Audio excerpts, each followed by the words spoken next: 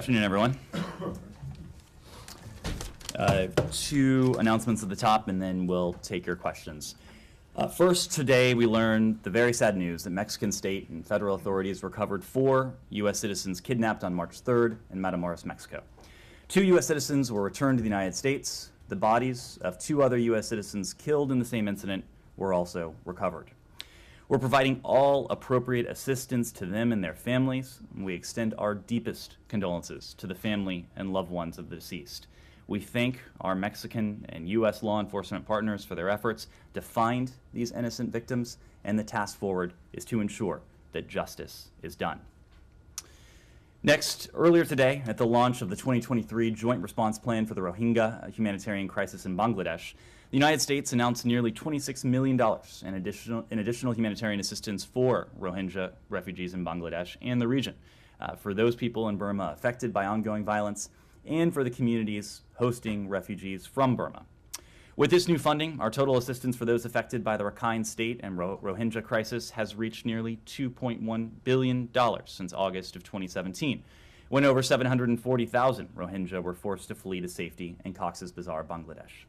This new funding allows our humanitarian partners to continue providing life-saving assistance to affected communities on both sides of the Burma-Bangladesh border, including nearly 980,000 Rohingya refugees hosted by Bangladesh, some 740,000 of whom arrived in the months following August 2017, when they were forced to flee genocide, crimes against humanity, ethnic cleansing, and other horrific atrocities and abuses perpetrated by Burma's military in Rakhine State.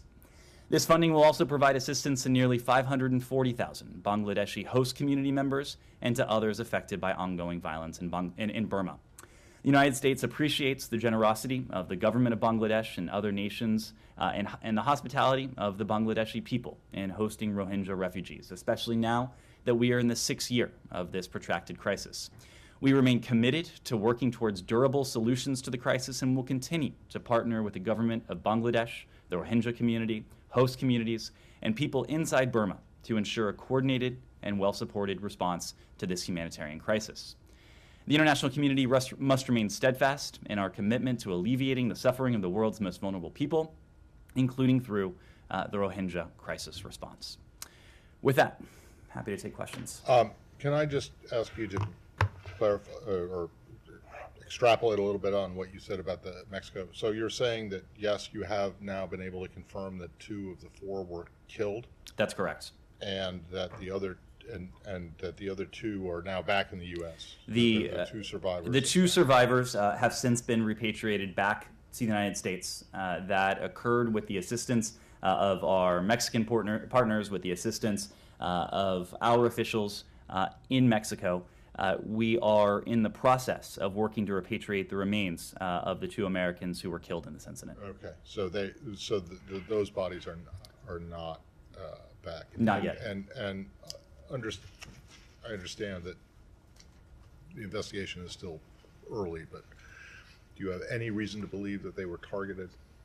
Matt, just as you said, the investigation is in its earliest days. I understand we may have more to share from the FBI at the appropriate time, but from the Department of State, it's important for us not to impinge on investigative equities, especially in an investigation like this that implicates the kidnapping of 4 Americans, the death of 2 Americans, and 2 Americans who survived what, by all accounts, must have been a traumatic and harrowing experience. So we don't want to get ahead of that investigation.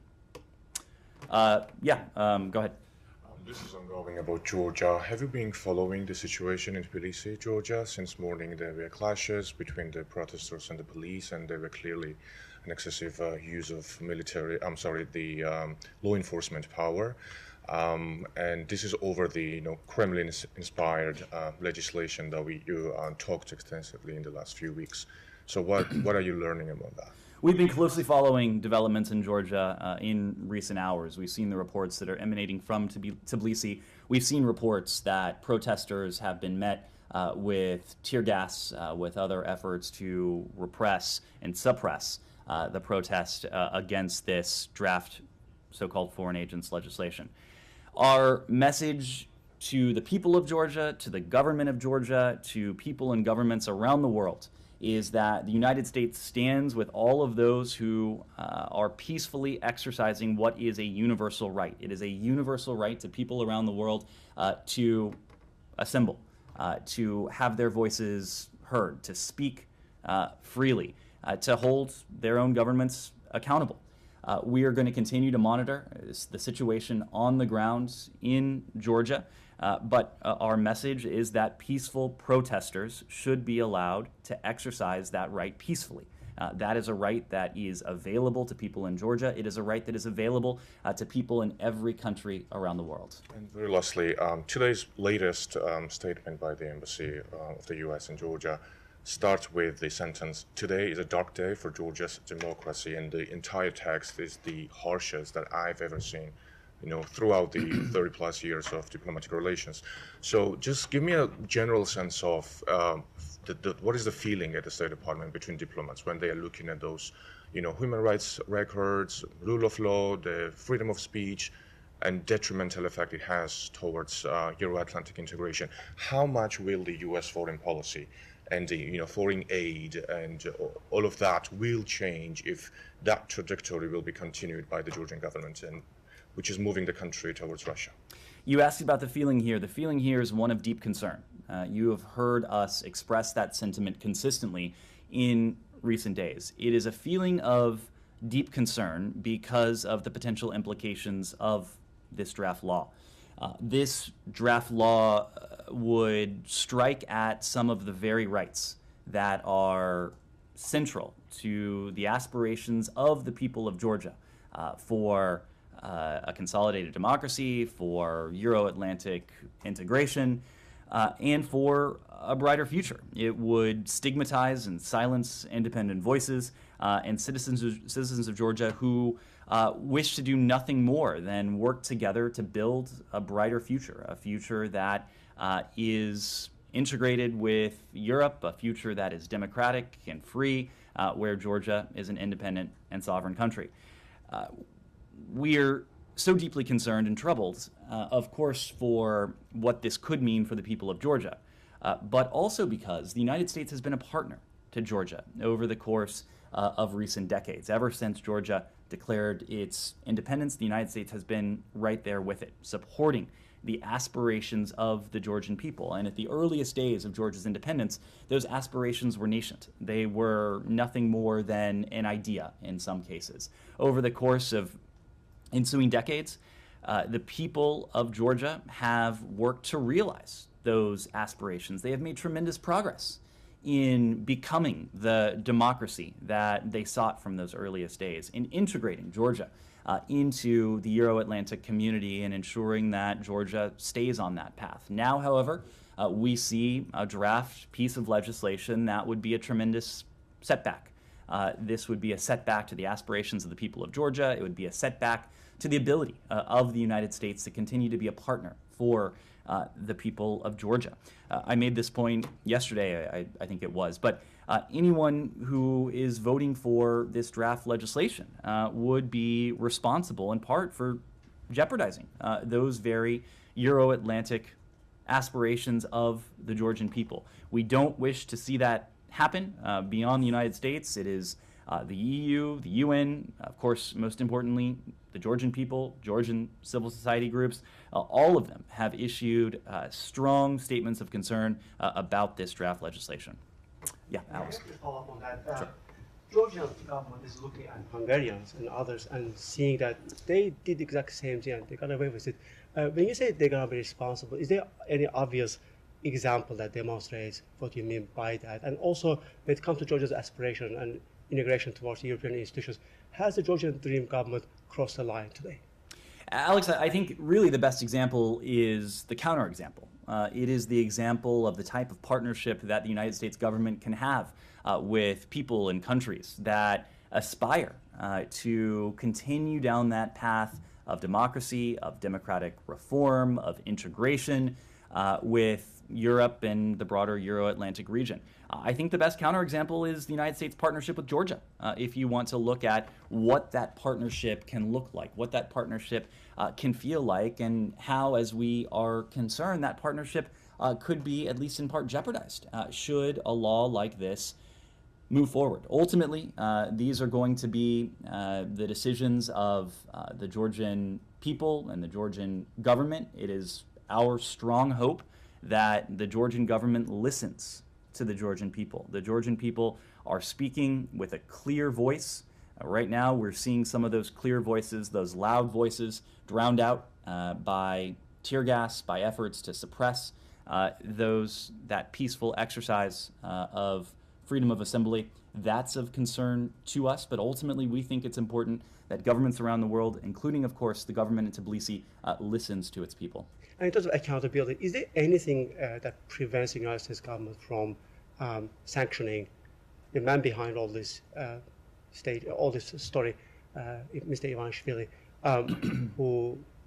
whose party is obviously bringing up this sort of legislations, and basically they are out there and trying to advocate for pro-Russian, let's say, pathway?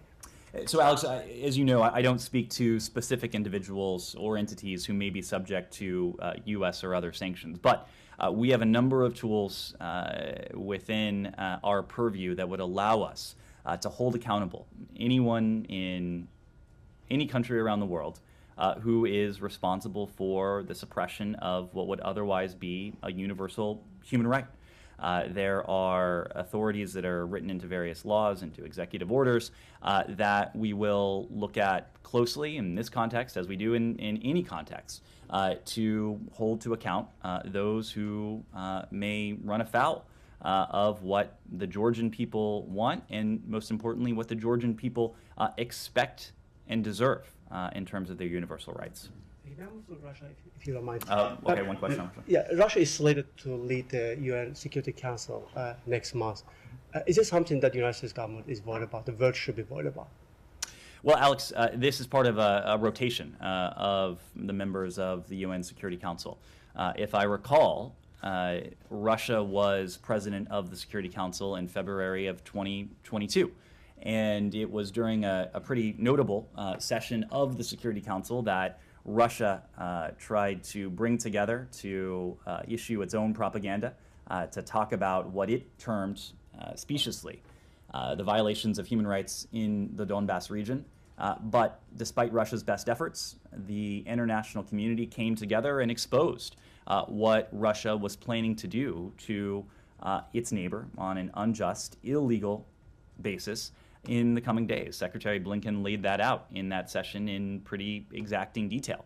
Other countries who were represented at that roundtable in the UN Security Council chamber voiced similar concerns, grave concerns, about what we highly suspected Russia would be doing in the coming days. So even if Russia, and when Russia again takes the helm of the Security Council, there will be no amount of propaganda, of disinformation, of misinformation that Russia can attempt to manufacture to drown out its lies and to hide the truth from those represented in this body and those around the world who are listening to it.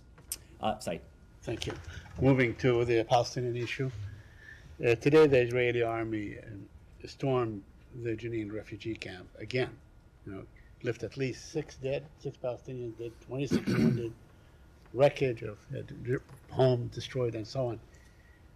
And I'm wondering whether, in the statement last night that was issued after meeting with Mr. Dermer and Mr. Hanigbi, the Secretary of State called on both sides for calm. Is that the kind of calm that you expect from the Israelis, your partners, or are you reconciled to the fact that this government, this Netanyahu government, will take it out on the Palestinians to sort of export its crisis at home? Said, a couple things on this. First, we are aware of these reports. We understand the IDF, which they have said publicly, was pursuing a terrorist who murdered 2 Israeli civilians in what can only be described as a horrific attack late last month on February 26th. Israel, as we have made the point before, has the legitimate right to defend its people and its territory against all forms of aggression, including, of course, those from terrorist groups. And we've, as I just mentioned, have seen far too many vivid illustrations of the terrorist threat that Israel faces, including in recent days. We remain deeply concerned by the sharp rise in violence in the West Bank, and we continue to urge the parties to take immediate steps to prevent the further loss of life. As you saw in the readout from the Secretary's discussion yesterday with Mr. Dermer and the National Security Advisor, that was a message that the Secretary reiterated in that context as well. We've said this many times before, but we continue to believe that Israelis and Palestinians deserve equal measures of freedom, of security, of prosperity. That remains our goal. That remains our long-term goal to, in the first instance, keep alive the prospects of a negotiated two-state solution on the path to realizing that. The nearer-term goal is the goal we keep stressing in public and in private, that Israelis and Palestinians must take steps on an urgent basis to de-escalate tensions, to restore calm, and to put an end to this cycle of violence that has taken the lives of far too many on both sides. You know, this is really like Groundhog Day. I mean, you keep saying Israel has a right to defend itself. Fine, Israel has a right to defend itself. Israel considers most Palestinians to be terrorists. Anyone that lifts a stone or, protests in any way is considered, in the Israeli parlance, as a terrorist.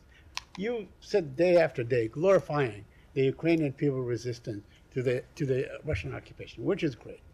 What about the Palestinians? Do they have a right to resist this military occupation that has gone on for almost 60 years?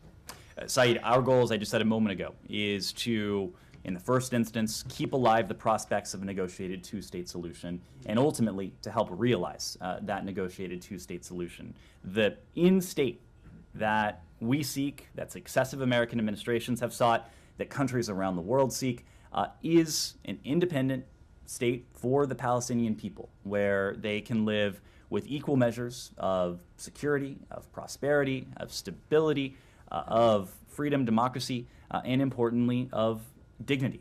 Now, of course, that is not the reality we have today.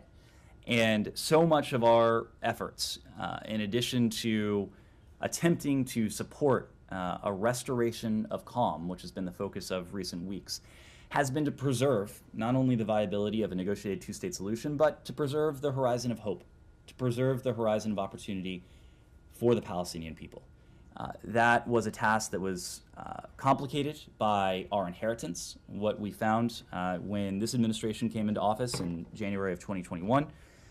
But we made it an early priority to restore the relationship with the Palestinian Authority and the Palestinian people, and as part of those efforts to preserve and reinforce that horizon of opportunity and hope to provide the Palestinian people with the humanitarian support that they need.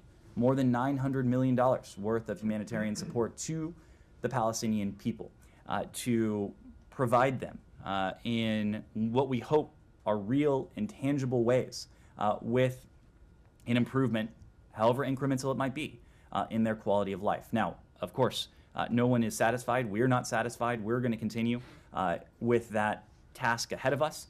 But ultimately, all of this is in service of a negotiated two-state solution. And for sure, this administration position and restoration, and you standing there day after day fielding questions and so on, is all appreciated.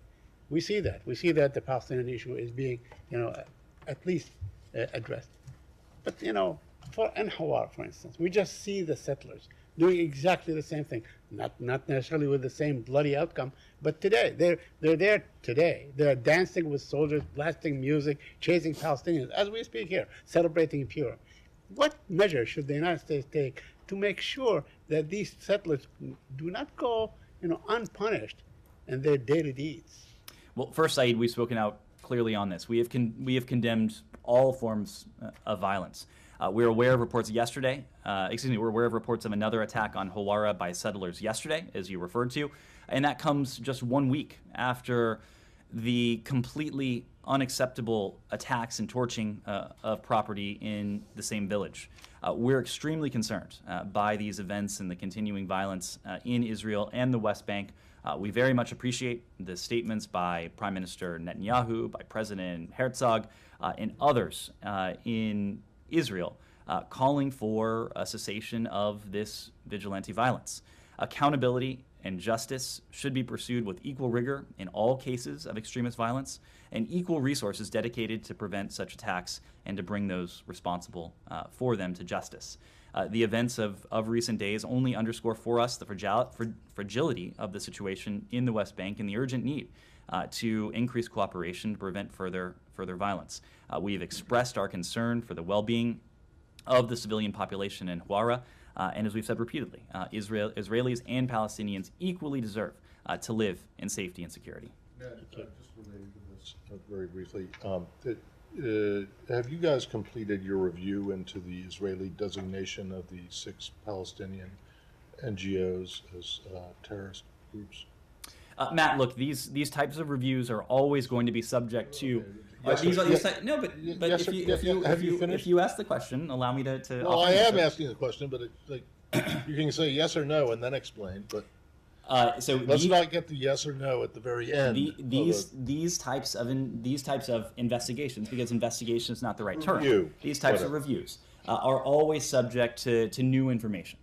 If we are in receipt of additional information that changes our approach, our decision making, our calculus on this, we of course will review this carefully and with a critical eye. What I can say is what we've said consistently on this. We have not seen anything that has led us to change our approach to these NGOs. Of course, our approach was different from the one that our European Union allies had. We've never funded or supported these groups, but we have not seen anything that has been provided to us that would allow us to take punitive action against any of these groups, for example. Okay, which means that that there is, I mean, as I understand it, there was never any U.S. money going That's to right. any of these groups. That's correct. So what does that mean, that you haven't changed your, Well- you're not designating them That's like the correct. Israelis did? That's correct.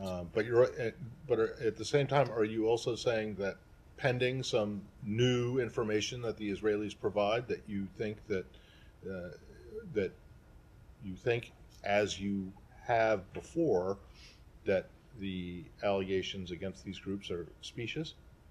Well, I don't know that we've used that term. What we've said, That they're not, that what we've said consistently is that these types of actions against independent NGOs need to be predicated on a very high bar. Okay, and when was the last time that you updated either the Israelis or these Palestinian NGOs about the status of the review?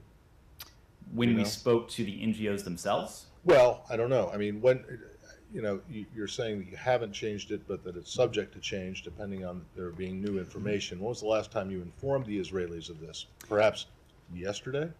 we've had regular discussions with our Israeli partners. Up on in this the front. conversation between Secretary Blinken and we issued and a Minister readout. Sherman. We issued a readout of Yeah, that. I know, and it didn't mention it. That's why I'm And- asking this question. So did it come up? I'm just not going to go beyond the readout. What I will say is that Mr. Dermer and the National Security Advisor have a remit that is primarily regional security. And of course, the Secretary did make the point about the need to de-escalate tensions between Israelis and Palestinians, but much of that conversation was focused on the challenges to security in the region. And of course, at the top of that list is Iran. That was the focus of that conversation. Yes. China. Sure.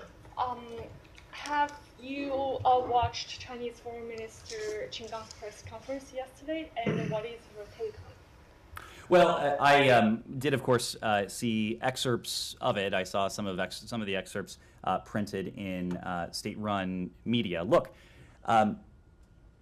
our approach to the PRC is always going to remain the same. It is an approach that is predicated on the strategy that the Secretary laid out in May of last year that we've spoken to ever since. It boils down to invest, align, compete. Investing in ourselves, aligning with our allies and partners, and a recognition that competition is at the heart of this relationship. We hear a number of things from our PRC counterparts. Of course, the PRC is going through its own internal processes. And I couldn't speak to the motivation for some of the statements we've heard from senior PRC leaders over the course of the past several days. But what I can tell you, and this is a message intended for the American people, the Chinese people, people around the world, that the United States does not seek conflict. The United States seeks a relationship with the PRC that has a floor, that has guardrails, and that ultimately is a relationship that has measures in place to prevent competition from veering into conflict. That has been the core focus of our engagement with the PRC since the earliest days of this administration, when Secretary Blinken and National Security Advisor Sullivan met with their counterparts in Anchorage, to more recent meetings, the meeting between President Biden and President Xi, recent engagements between Secretary Blinken and Wang Yi. It has been about primarily, at its core, one thing and one thing only. Responsibly managing this relationship to see to it that competition can't veer into anything resembling conflict. So would Qin Gang's remarks in any way change your calculus or decision making towards China? Again, our approach is based on these extrinsic features. The need to invest in ourselves, which we've done, the need to align with allies and partners around the world, which we've done. We've done that in Europe. You see that reflected in the G7 communique from 2021. You see that reflected in the NATO strategic concept that for the first time mentions the systemic challenge that the PRC poses to the rest of the world. You see that in the restoration and the revitalization of the EU-China dialogue, an important mechanism that we have with our European Union allies as well. You've seen us take that same approach with partners in the Indo-Pacific region, but also competition, and seeing to it that the United States is best positioned to compete, knowing that for us at least, competition is not a bad thing. Competition is a good thing. It is what is ingrained in us as Americans as something that is healthy and something that we seek out on a constructive basis. We ultimately, however, seek to ensure that that competition, which we welcome, as long as it's fair, is number one fair, and that it doesn't veer into that realm of conflict. Actually, talking about the competition, he said in reality, the competition, your competition aims to contain and suppress China in all respects. Basically, he just accused the United States only accept one result, which is the U.S. wins, China lose. Can you accept other result? Of course, this is not about containing any country around the world. This is not about containing China. This is not about suppressing China. This is not about holding China back. This is about upholding the rules-based order. The rules-based order that countries like China have signed onto, that they signed onto in the earliest days of the UN system. That they've signed on to in the context in the Universal Declaration of Human Rights, that they signed on to in the context of international law, and that countries like China also consistently point to. This is what we're seeking to uphold. It is not about holding back China. It's not about holding back any other country. We want to have that constructive competition that is fair, that allows our two countries to coexist responsibly, as we are confident we can, and that has those checks in place to see to it that competition doesn't veer into that conflict. And lastly, he warned that if the United States is not going to take a break, you risk conflict with China. Are there any mechanisms left right now to prevent confrontation or conflict? Well, first on that list is dialogue, is communication. Yeah, but almost all dialogues are suspended. Well, that's unfortunate, and it is not our wish. It's not our doing. I would also push back. Thank you for preempting that, Matt. I would also push back on the idea that almost all communication is suspended. That's not the case, of course. We have an embassy in Beijing. The PRC has an embassy here with a new ambassador. In fact, someone who is well known to senior American officials. Secretary Blinken just sat down with Wang Yi in Munich There have been a number of engagements with our PRC counterparts at various levels, even in recent weeks when, admittedly, tensions have been somewhat elevated. So first on that list is the ability to engage in dialogue, the ability to communicate clearly, directly with one another. Now, there are areas where there isn't the level or the cadence of communication that we would like to see. And our colleagues at the Department of Defense have spoken to that again. That is not our doing. That is because of the decisions that have been made in Beijing, not the decisions that have been made in Washington. So we would like to see these channels of communication continue to expand and, at the appropriate time, even deepen. I just follow up on yeah. that specifically. When you laid out the Biden administration's policy approach to China just there, you talked about investing in ourselves, aligning with partners and allies, and competing constructively. Another major pillar that you guys have referenced in the past is working with China where interests align. Why did you leave that out today? Is there any reason for it? Or are you more pessimistic about working with China at this point in time? Not at all. Not at all. This is it is a key element of our vision of the relationship. We know, and there are different ways to talk about the relationship. The pillars that we talked about are the pillars that Secretary Blinken laid out in May. But there are different features of this relationship. There are some features that are competitive, and in fact, that's most features of this relationship, we think. There are some features that have the potential to be adversarial or even conflictual. Those are the areas that we want to confine, narrow, even potentially eliminate if we could. And there are some areas that we believe have to be cooperative and collaborative. Not because it's a favor to the PRC or to any other country, but it's because it's profoundly in our interest and in the interests of countries around the world. We've talked about some of those such areas. Climate is one. This is, with the world's two largest emitters, an area in which we have to cooperate with one another. It's also an area where we have managed to cooperate with one another now over successive administrations.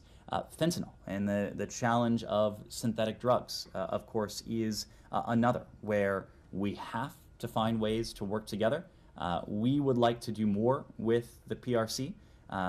We are encouraging deeper cooperation and collaboration on the part of the PRC on a challenge that is the leading killer of Americans aged 18 to 49, but that has wreaked havoc on countries near and far. All that to say, there are transnational challenges that have a disruptive effect on the lives of the American people, but also on people around the world where the United States and China, we believe, can and should work together. And I'm sorry, I missed the top of the briefing. I saw your remarks, but I just have a few follow-up questions on the Americans kidnapped and murdered in Mexico. You said that the two bodies of the Americans who were killed have been recovered. Do you have any information for us as to who within the U.S. government has those bodies right now? Is it FBI investigators? Is it State Department officials? And where exactly those bodies are in Mexico right now? I don't have specific details to relay on where where their remains are. We are working collaboratively. Our officials from our consulate in Matamoros, our officials based in the embassy in Mexico City, are working very closely with their Mexican counterparts, with the FBI, with the DEA, with other partners on this in an effort to repatriate those remains as soon as we can. And just one more question, actually two, sorry.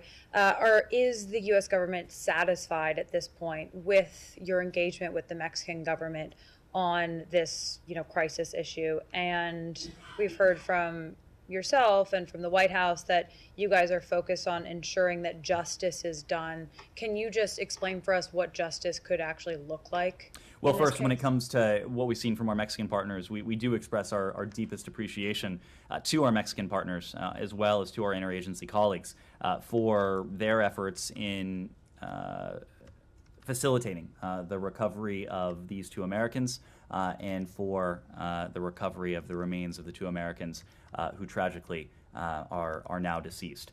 In terms of justice and accountability, this is something that will be within the purview of our law enforcement colleagues. Of course, the FBI is engaged on this. Mexican authorities are engaged on this. It's not for me or for the State Department to be prescriptive, but ultimately we want to see accountability for the violence that has been inflicted on these Americans that tragically led to the death of 2 of them. Yes. Mexico, San Mexico, sure. Yeah, do you think that the Mexican government is doing enough against drug cartels? And some Republicans are asking again to designate drug cartels as terrorist groups. What's your position on that? So this is a challenge in parts of Mexico. It is a challenge that has spillover effects for Americans and for the United States. It is a challenge on which we are partnering with our Mexican counterparts. This is, of course, something that has the full attention of this administration. It is a long-running challenge, but we are going to work cooperatively, collaboratively with our Mexican partners in any way we can to help address these pockets of insecurity, the drug trafficking, the other security threats that are at or near, sometimes cross over into our border.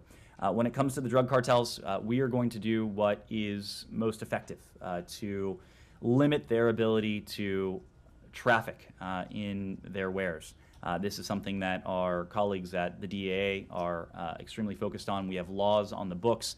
We have designated these criminal organizations, these drug trafficking organizations, consistent with the authorities that we as a government have, but we are always going to look at every tool that is by law or any other authority available to us to attempt to work with our Mexican partners to crack down on what is a threat to Mexicans and to Americans alike. So you are open to consider them like terrorist groups? We have designated these groups as appropriate. We are always going to continue to do what is most effective and what is available to us to hold these groups accountable. Ukraine? Thank you, Ned. You know, even after 1 year of the war, even seeing all these atrocities, Ukrainians are really shocked now because of the footage emerged. And it's a footage of the Ukrainian soldier reportedly captured by Russian in Bakhmut and shot by death, standing unarmed and just saying glory to Ukraine. 2 questions, please. Firstly, could you comment on this if the State Department is aware of this footage and these reportages? And secondly, may one expect that the international team and American team who is helping Ukraine to investigate the military crime can help with this because the country started its own investigation right now? Thank you. So, of course, we are aware of this gruesome video. There is no other word for it. The harrowing imagery of this unarmed Ukrainian being executed after making the simple statement of glory to Ukraine is just breathtaking in terms of its barbarity. Russia, we believe, should be ashamed of itself. It is flouting the basic rules of war, basic humanity, basic decency when its forces take part in atrocities like this. Members of Russia's forces have committed war crimes and crimes against humanity in Ukraine. We're not naive to believe that Russia will admit to this or in the near term even change its ways. This, of course, is not the first evidence of Russia's apparent atrocities in Ukraine. Unfortunately, it probably will not be the last. A tally that our Ukrainian partners are maintaining of potential war crimes or atrocities now has tens of thousands of instances on it. Russia has repeatedly says that it wants peace. There can be peace in Ukraine today. There could have been peace in Ukraine a year ago. Russia, if it is serious about that, can withdraw its forces from Ukraine. Russia's leaders in the Kremlin, as they see these harrowing images, should remember that the international community, including the United States, will do everything we possibly can to see to it that those responsible at the ground level up to the political level, are held responsible and accountable for these war crimes and atrocities that we've seen committed. Let me move around just so we can. Quick follow-up on this point. You're saying that Russia could end this war today, but they need to withdraw. Is that a precondition to start any negotiations? Saeed, President Zelensky has put forward a vision for a just and durable peace. Just peace means a peace that is consistent with the basic foundational principles that countries around the world, including Russia, have signed up to. The UN Charter, international law, Universal Declaration of Human Rights, basic principles like territorial integrity, sovereignty, independence, everything that is at stake in Russia's brutal aggression against Ukraine. And durable, meaning that there can't be a phony peace in which Russia stops fighting only to rest, to refit, to regroup, and to reattack, whether that's within months or years down the road. This is a vision that President Zelensky has put forward. It's a vision we believe in, that countries around the world have endorsed as well. Yes? Jahan Zaibali from Airway News. The current government of Pakistan suspended the transmission and license of Airway News in all over the country. And this is not the first time Airway News is being targeted. We spoke about it many times. Even Consul Derek Sholay told me that he's going to take up this issue with the Pakistani government when he was visiting Pakistan. Your thoughts and your comments on that, please. Well, this is an issue that we routinely raise. We routinely raise our concerns about press freedom to stakeholders around the world, including to counterparts and partners in Pakistan. A free press and informed citizenry are key to any nation and its democratic future. As a general matter, we're concerned by media and content restrictions that undermine the exercise of freedom of expression, peaceful assembly, and association. So the same government of Pakistan who suspended the license of Airway News also banned Women's March. They are not giving permission to the women to mark International Day for some reason. And the interesting thing is that the Foreign Minister of Pakistan is giving lecture in UN right now on women's leadership and rights of women. Anyways, what are your thoughts on giving permission to the women to express themselves on the International Women's Day? Well, the narrow question you raise is not a question for the United States. The narrow question you raise, as I understand it, pertains to a decision that was put down by municipal authorities in Lahore. And ultimately, we would defer to municipal authorities for the narrow question. On the broader question, we know, the United States knows, that by strengthening gender equity and equality, countries around the world strengthen their stability, prosperity, their security, and their democracy. So the United States government announced 500 scholarships for the 500 flood-affected students in Pakistan. Mm-hmm. Can you share some details about that? So we did announce 500 new scholarships for Pakistani university students from these flood-affected districts.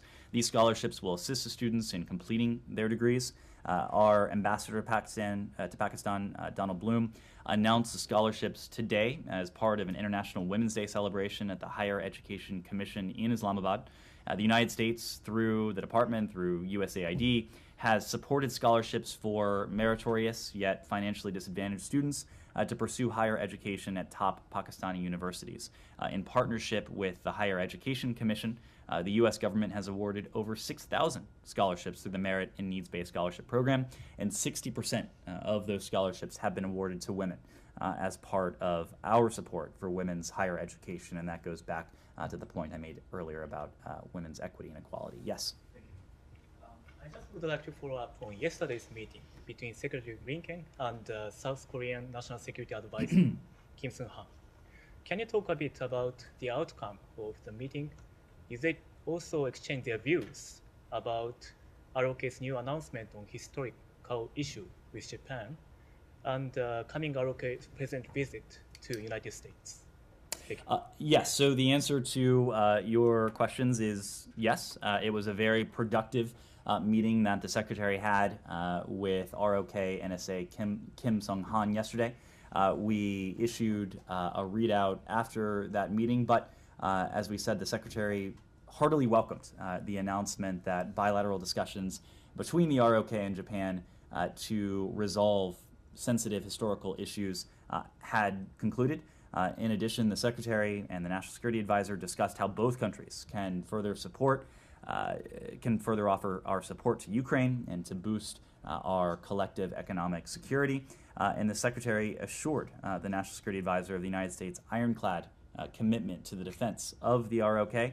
And they also noted how much they look forward to the state visit that was announced by the White House today of President Yoon to the White House in April. Yes, go ahead. They talked about it before the announcement was made. Sometimes, My Matt. God, how shocking. It's hard to imagine, I know. Yes, go ahead. To follow up on the ROK president visit to White House, what kind of topics do you expect during the state visit, including security issues in East Asia and economic security? And also, do you hope this state visit will also contribute to deeper trilateral cooperation, including Japan? Sure. This, of course, will be the second state visit of this administration. And I note that because for us, it's important that our ROK allies were to have that spot of honor. The upcoming visit celebrates the 70th anniversary of the U.S. ROK alliance. It's critical, we believe, to advancing peace, stability, and prosperity for our two countries, for the broader Indo-Pacific region, and for the broader world. The two presidents will highlight the importance and enduring strength of the ironclad U.S. ROK alliance, as well as the United States' unwavering commitment to the ROK. They'll also discuss our shared resolve to deepen and broaden our political, economic, security, and people-to-people ties. Obviously, that is a broad set of topics, but the state visit is now about a month away. I imagine we'll have more specific details to share as we approach that visit. Yes? Thank you. Sure, go ahead. Go ahead. Okay, thank you. It's about Gross's trip to Tehran. You mentioned very briefly yesterday, but have you seen the corrections done by Islamic Republic on Gross's verbal report during his presser? Because they're basically denying many of agreements that Grossi talked about. For instance, increased monitoring or having access to some people or some suspected sites. Also, Grossi said that some cameras are gonna start working again, the cameras that Islamic Republic took down in June. Have you seen those corrections, and where do you stand on that? Because you decided that during the Board of Governors ongoing session to take no actions against Islamic Republic. So how do you interpret these contradictions between what Grossi is saying and what Islamic Republic is claiming?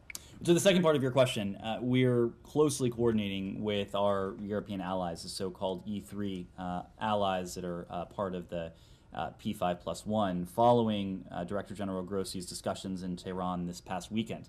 But we don't have anything to preview when it comes to our posture at the Board of Governors that will unfold in the coming hours. We'll continue to support the IAEA in its efforts to clarify and resolve all outstanding safeguards issues and apply effective verification and monitoring measures at Iran's nuclear facilities. And we call on Iran to fully comply with its legally binding obligations under its comprehensive safeguards agreement with the IAEA. Now, the key point for us is that the joint statement between the IAEA and Iran was important. What will be much more important is the follow-through. And we have full faith and confidence on the part of the IAEA to monitor Iran's follow-through or lack thereof, as the case might be. We will judge Iran on its actions, nothing less. And we expect, as does the IAEA, Iran to follow through with the commitments that it made in line with that joint statement. And do you think anything regarding Iran's nuclear program is going to happen from U.S. sides before the 2024 presidential election? Are you going to take any action before the election? I just wouldn't want to speculate on that. Look, we have a number of concerns with Iran. We've repeatedly made the point that we are conveying very clearly to the Iranians three messages. First, stop killing, stop suppressing your people. Second, stop providing UAV technology to Russia. And third, release the wrongfully detained Americans that you have held. Now, of course, when it comes to Iran's nuclear program, that is a threat. It is a challenge to the United States It is a threat and a challenge to our partners in the region. In some ways, it's a threat and challenge to countries around the world. We continue to believe that only through diplomacy will we be able to address the challenge that Iran's nuclear program poses. Only will we be able to address it in a way that is permanent, is durable, and is verifiable. Our focus when it comes to Iran's nuclear program remains on diplomacy. Diplomacy is always going to be our first resort, but that is not to say that it would be our last resort. We haven't taken any options off the table. We're very focused on this. Right now, we're working with allies, partners around the world on the most effective ways to counter Iran's nuclear program that, of course, is concerned to us. Yes? Still in Iran, sure. Yeah, thanks. There were reportedly cross-border missile attacks from Iran into Iraq today. Defense Secretary Austin is there. So is the German foreign minister. Do you think, given what you just said, your messages to Iran and the fact that the U.S. and its allies have been talking, speaking out in support of the Iranian people, that this missile attack may be a message? Gita, I had seen those reports. As of an hour or so ago, we weren't in the position to confirm those reports, so I can't speak to the veracity of the information you just relayed. What I can say, however, is that we have seen Iran undertake challenges, threats, provocations with the objective of intimidating or violating the sovereignty of Iraq. We stand by our Iraqi partners. We stand by Iraq's sovereignty in any efforts to strike out at Iraq's sovereignty, its independence. That is something that we condemn forcefully, but we're just not in a position to confirm those reports just yet. Sure. So with their warships landing in Brazil last week, does State Department or White House have any comment for the Brazilian government specifically? And do you guys view this sort of like, through a kind of Monroe Doctrine lens of like, they're on our, body of land? Countries are going to make their own decisions. The Monroe Doctrine is a legacy of history. It is not something that the United States espouses. We have partners in our hemisphere. Brazil, of course, is a close partner of the United States. It's a close democratic partner of the United States. It's our impression that no democracy in this hemisphere or anywhere else would want these kinds of Iranian assets, these warships, docking in their ports. We want to continue to work with our Brazilian partners to send the right message to Iran, to others who would pose a threat, pose a challenge to our collective interests around the world. We believe, as we said, that warships like this have no place in the Western Hemisphere, given the signal it sends. And if I could just get one Sure. quick on Ukraine that wasn't mentioned. Sure. Zelensky has vowed to retake Crimea, where Russian civilians have lived for almost a decade now. And he said he's going to launch the spring offensive when Western tanks arrive, or someone in Ukraine advisor has. Are you guys concerned about Western weapons being used against Russian civilians in Crimea? A couple points. First, and most importantly, Crimea is Ukraine. That has been the position of the United States and the vast majority of the global community since 2014. Only a small handful of countries have offered anything to the contrary. Crimea is Ukraine. It will be Ukraine going forward. That will not change. When it comes to the decisions that President Zelensky and his government will make, those are their decisions. We are supporting Ukraine, our partners in Ukraine, to take on the battle where it is raging. Right now, it's raging in the east. It's raging in the south. We're providing our Ukrainian partners with what they need to defend themselves, to defend their territory, to defend their democracy, and ultimately to be effective in the battle where it is at the moment.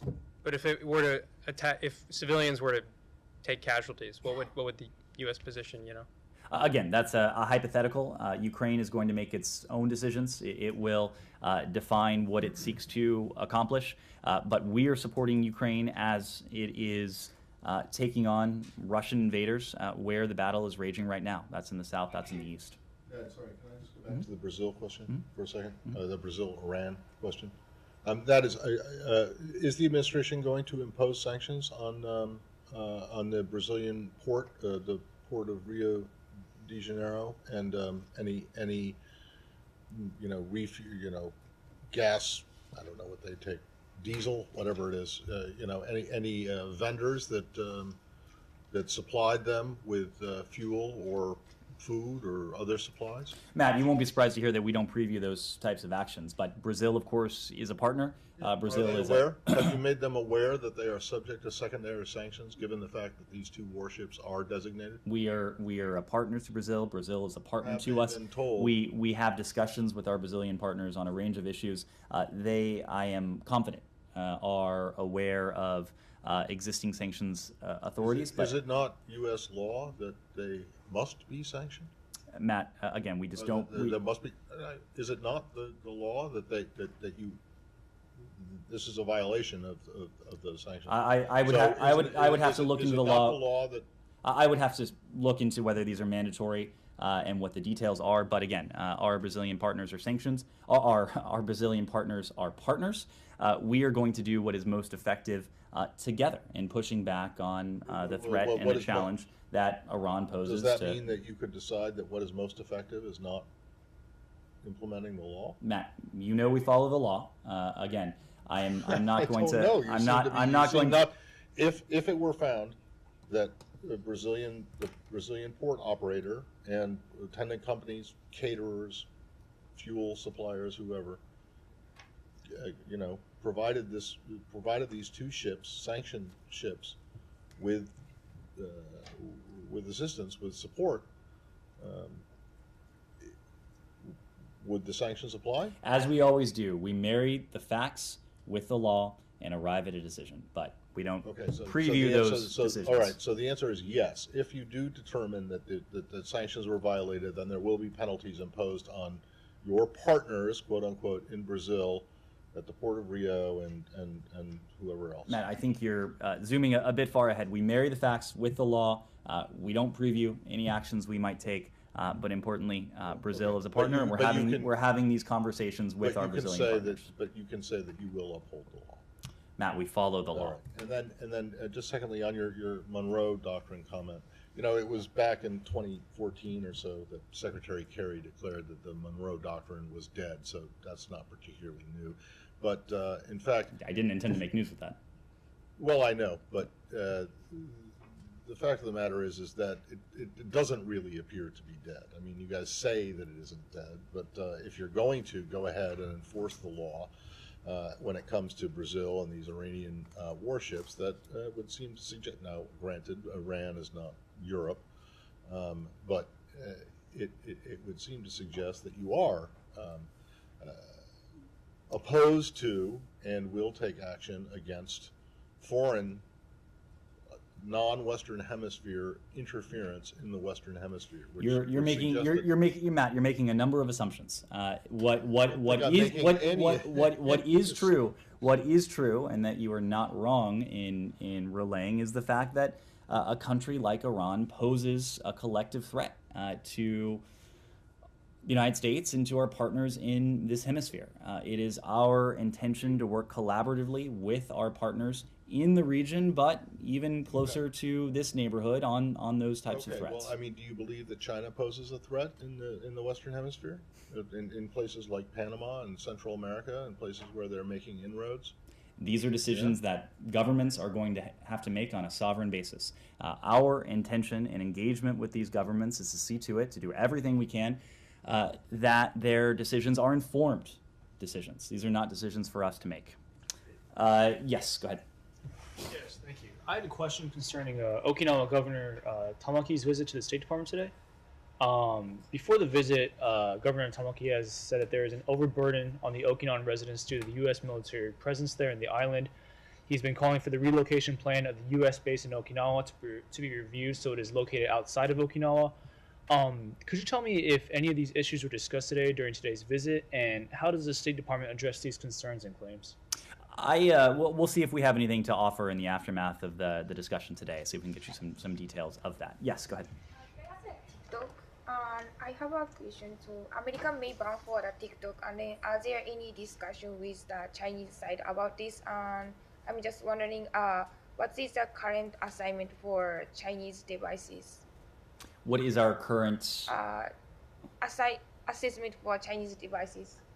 We don't paint with a broad brush, but I think you've heard my colleagues from the White House and from other partners across the government express the concern that we have for technologies like TikTok, technologies that we recognize that foreign governments could use to pose a threat to the privacy, the personal security to American citizens, or to pose a more systemic threat to the United States and our interests. These are challenges that we're attuned to, but ultimately this is a matter that is under review by the relevant authorities in this country, and we're not going to get ahead of that review.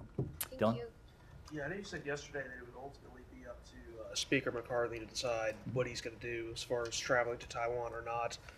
Part of the reporting that covered that also said that there was concern on both sides, including in the administration, about China's reaction to such a visit. Can you speak to that? Is that true? Is there concern within the department, within the administration, about how China would react to that visit if it happened? Dylan, Congress is an independent, co-equal branch of government. The Speaker, any member of Congress, is going to make his or her own decision about the meetings that they take or choose not to take, or how they take those meetings, or where they take those meetings.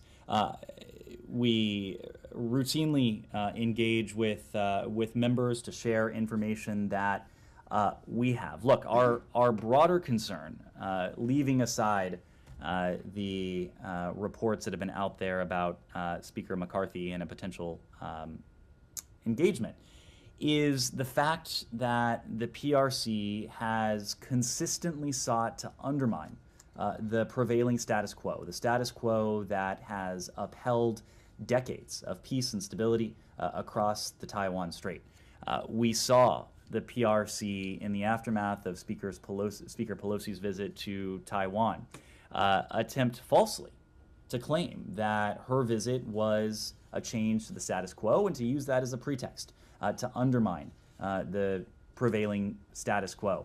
Our charge and our goal, unlike that of the PRC, is not to undermine the status quo, it is to reinforce, it is to strengthen the status quo, because we recognize that the status quo across the Taiwan Strait has undergirded peace and security, it's enabled commerce, it has contributed to the vision we share with so many of our partners of a free and open Indo-Pacific. We are concerned that the PRC and its deeds, its words, has sought to undermine that, and that's something that we're continuing to watch very closely. So, in the conversations you may have had with McCarthy's office, has there been increased concern expressed versus, for instance, Pelosi's visit, since you mentioned that? I'm just not going to comment on any conversations we may have had with the Speaker and his office. I'm not aware that Speaker McCarthy has announced any intention to engage in a meeting. I'm not aware that Taiwanese officials have announced any forthcoming travel. Of course, those decisions are going to rest with the Speaker, and we'd refer you to his office in the first instance. Yes, go ahead. Secretary Blinken has just met with business leaders and members of the U.S. Chamber of Commerce. I know that it was simultaneous with this press briefing, but is there anything else that you can update us on? We may have some additional details to relay in the aftermath of that engagement today. In written statement, or how? We'll convey it how we're able to. I think we may have some written material to pass. Thank you. Yeah, go ahead. I have a question about the East Side report today about the blast on the Nord Stream pipelines. Mm-hmm. So, DeepSide reported that the investigators established the vessel that was allegedly used to blow up the Nord Stream, and it belongs to two Ukrainian nationals from Poland. So, should the investigators conclude that the Ukrainian government was actually behind the blasts? Well, you referenced will it somehow affect the relationship between the U.S. and Ukraine? You referenced the investigators, and in fact, there are 3 countries that are investigating exactly what transpired. Our German allies, our Swedish and Danish partners as well. They've opened investigation into what has happened. Those investigations are ongoing. As we always do, we're going to let those investigations play out before we comment on any potential findings or conclusions. Yes, go ahead. Just to follow up on yesterday's readout on the Russian diamonds, there was an engagement in this building, I think, with industry professionals ahead of the President von der Leyen's trip to Washington, D.C. Is there anything, speaking like from broader picture, anything we should expect on this front in the coming days? When it comes to Russian diamonds? How to respond along with your European colleagues? Alex, all I can say, and again, because we don't preview any actions that we may or may not take, we're always looking at steps we can take to deprive the Russian Federation of revenue that it would otherwise use to prosecute this brutal war against the people of Ukraine. We have taken steps when it comes to Russian oil, when it comes to Russian energy, when it comes to Russian gold, a number of other assets that Russia would seek to leverage to fill its coffers, and that in turn would be fungible as Russia seeks to fund this war. But I don't have anything to preview at this time. Shannon, I need to move. We've already going back to Nord Stream. Can you just say, does the United States intend to eventually make a conclusion of its own based off the variety of investigations? Will it back those findings or not? These are close partners of ours who are investigating the blasts. We have full faith and confidence in the investigation that they're running. Of course, we're going to wait for those investigations to conclude. We'll see what they say. But again, we have full faith and confidence in our European partners who are behind this. Thank you. Thank you.